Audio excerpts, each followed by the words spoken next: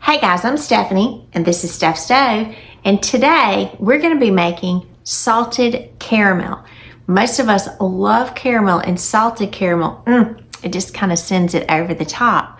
So we're not going to be using our stovetop to make this. We're going to be mixing up all of our ingredients and using our crock pot or slow cooker. Crock Pot's just a brand, to do this wonderful recipe. So after we mix, it'll be more of a, I would say, set it and forget it. Let the crock pot do all of its work, and we will reap the wonderful reward of our salted caramel. So let's get everything mixed up, get our crock pot turned on, and get going. Here we go. All right, to prepare our caramel mixture, we are going to use, this is a can of sweetened condensed milk. It's 14 ounces in size, and I've already got these opened for us. So we are going to use 3 containers of caramel. So we want to be sure to get every bit of this caramel out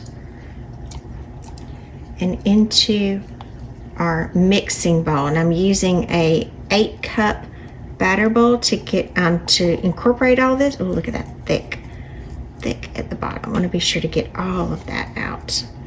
All right, so that's 1. Get number 2 out.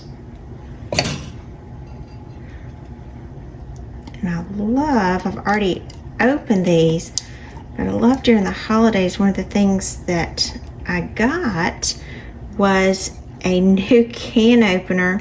And this particular can opener, it's a lot bigger than what I expected, so I'll show you real quick. It's huge that it has, and it is Kunarikan, I think that's the way you say it, and it releases, and I'll show you, it's got this little grip here on the side, so after you open the can, you can come up to it, and you will use this little piece right here, so that little teeth, and grab hold, so you don't even have to touch the can. It's kind of cool. I'm really enjoying using it. Like I said, it's a lot heavier, and I prefer manual can openers. So I'm really enjoying getting used to it and using it and kind of discovering all the cool features it has. It's kind of been fun playing with it. All right, so now we have our 3 containers of sweetened condensed milk. And this is going to be salted caramel, so I'm going to add some pink Himalayan salt to this, and this is going to be 2 tablespoons of salt. That sounds like a lot, but remember, it's salted caramel. If you don't have this, you could probably substitute table salt just fine. All right, so that's 2 tablespoons. And then we are going to sweeten it even more. We are going to add some vanilla. Whoops, excuse me. We are adding 2 teaspoons of vanilla to it. Mix this really well. That's why the mixing bowl or the batter bowl comes in really handy in here. See that pink salt kind of dispersing throughout it. You don't have to worry about the color because it's going to be changing colors pretty quick. So mix it together really well till you see that everything is nicely incorporated.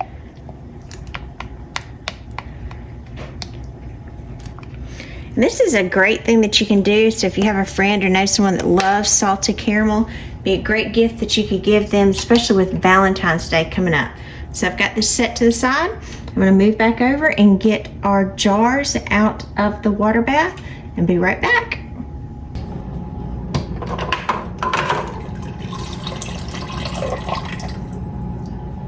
You want to be sure to drain all of the water out of your jars. Make sure that they are dry. Obviously, you're not going to pat these dry, but you will kind of just want to shake that excess. You don't want a lot of water at the bottom.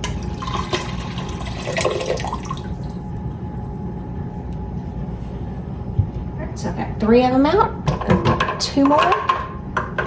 And as you're pouring this out, this water should be very hot, so please be very careful with it. And don't throw the water out. The water will already be warm, and so we will be able to use that in just a minute. Kind of save us a little bit of time.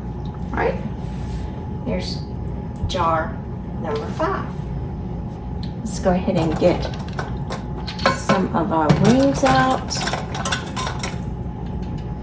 Set these down as well, so we're right ready to have them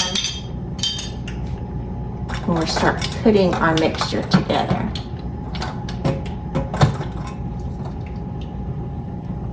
And again, you don't want to touch these a whole lot. That's why I'm using the tongs for my jar. Just kind of fishing them out, so to speak.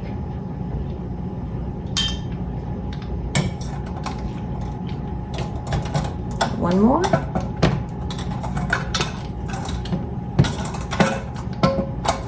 Just be careful as you get them out, because remember, the water is very warm. You don't want to burn yourself.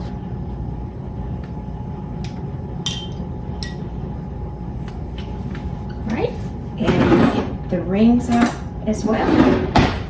So I'm going to kind of use a fork to lift these up. There. And again, if you've got a different method, there is an actual little tool that you can get that has a magnet on it. I know I've had one for years, but where it is right now, I just don't know. And so I'm using this method and just getting them out. And again, you want them where the seal side is facing up as you have them on your cloth, getting ready to put your product in them.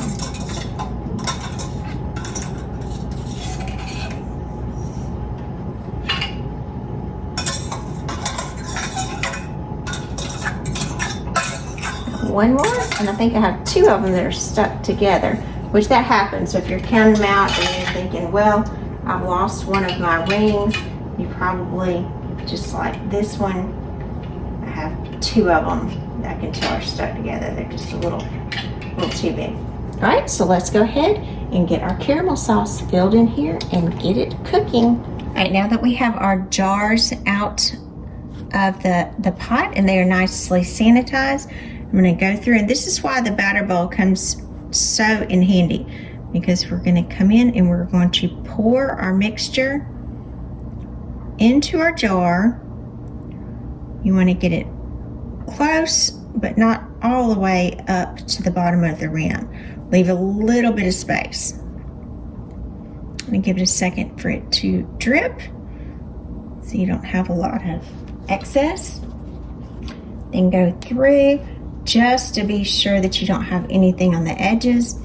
Wipe the edge, place your lid on it, and then your seal, and seal it up. Now I'm going to go through and fill up the others, and I'll be right back. Okay, I've all of my jars filled, and I ended up with 4 of them.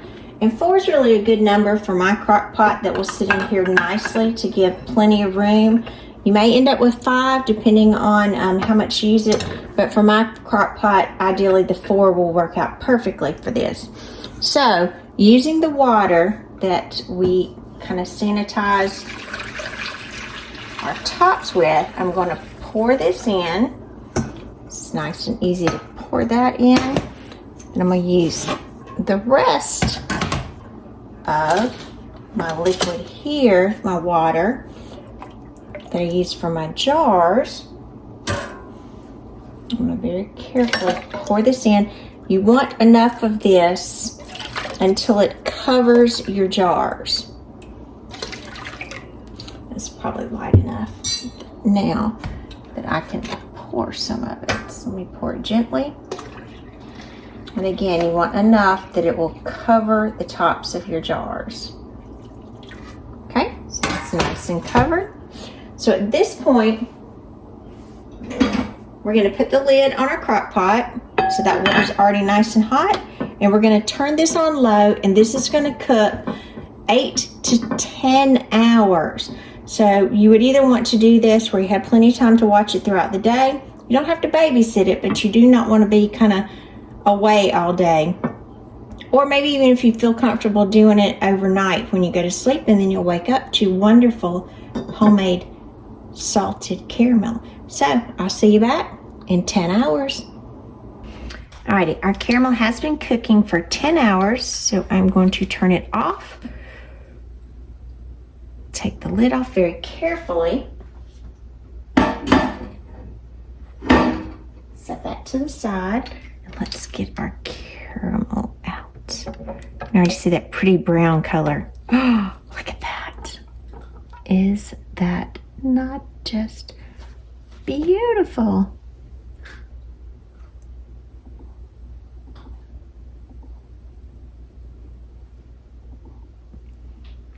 So make sure you get all of the water off, and I've just got over here a cutting board, and I've put a towel on top of it, so I'm going to set these on the side to cool. Now they are completely sealed.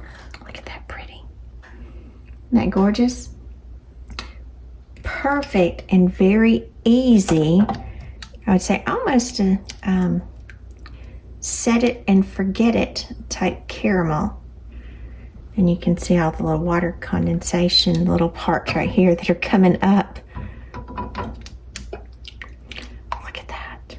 Beautiful. I did end up with 4 jars. I had these a little fuller than I would. Ooh, there's one that is sealed. You hear that wonderful pop.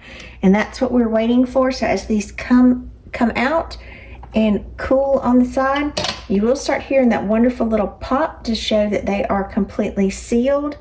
And once these are sealed and cooled, they will be completely shelf stable. So we'll just wait on the rest of the ones to just continue to do their pop. And then we will, after this is cool, now it's super hot now, we will enjoy us some wonderful homemade salted caramel. Look at that. Beautiful. I'm Stephanie, and this has been Steph's Stove. For today, we used our crock pot, and we did a set it and forget it method to make homemade salted caramel. Now, when these come out, you do need to let these cool completely because they're going to be rather warm, and you'll start hearing the little pop pop as each one of them seal. Now, you do want to take a wet paper towel and kind of wipe over the jar really well because it's been cooking in the water bath for quite a while, 10 hours. So you may have some little residue from your water that's accumulated along your jar. So just wipe it off and clean them up really well. Now these will set and preserve for quite a while, probably up to a year, if that they can last that long, since that they are completely sealed. So enjoy this salted caramel that you can make quick and easy. Even do it overnight if you choose, and wake up to some wonderful caramel. So I'm Stephanie. This has been Steph's Stove. Give us a thumbs up. Click that subscribe button for more great content like this. Remember, Steph's Stove, we're making memories one dish at a time. Thanks for watching. Have a great day. My caramel has been cooling for quite a while now. And as they're cooling, you do want to kind of come by and check the tops, kind of be sure that they're depressed and that everyone has sealed, or each one of them has sealed.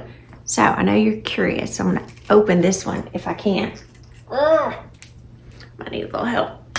Kind of had to put some little oomph into it.